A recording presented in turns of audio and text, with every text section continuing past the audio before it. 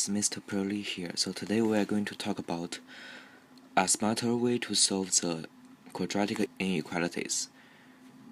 First, let's take a look at this function. X squared minus 6x plus 8 is greater or equal to 0. So if we want to solve this, the first thing we're going to do is to find the roots.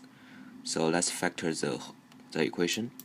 We get x minus 2 parentheses times x minus 4 parentheses equals 0, and then we get x equals to 2 and x equals to 4. So we have the first step done. So what are we going to do next? Just like what your teacher said, draw a number line and label 2 and 4 and substitute the numbers. No, here's a better way to do this. To do this, we're gonna get into a theorem. If the coefficient of the x squared is greater than 0, then the quadratic equation opens upward. If the coefficient of x squared is less than 0, then the equation opens downward. So then we can graph the whole thing. We can graph our equation.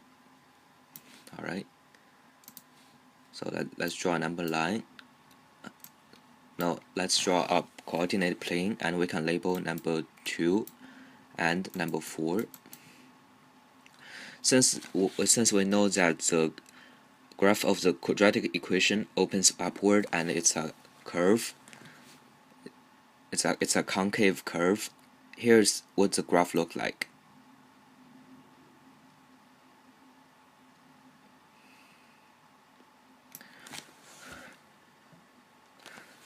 So in this case, we see the graph opens upwards and intersects at x equals 2 and x equals to 4.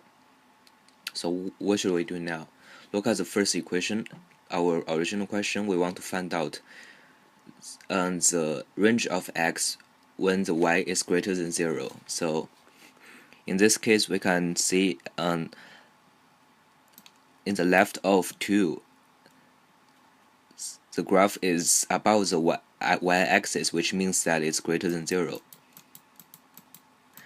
And to the right side of the equation, the y is greater than 0 also. So that means the whole equation is greater than 0. So our final equation is x is smaller than 2 and x is greater than 4. Greater or equal to 4 and smaller and equal to 2. So here's how you do the equation. And my main critique about the number line method is that you have to substitute the numbers, which can be a little bit tedious sometimes.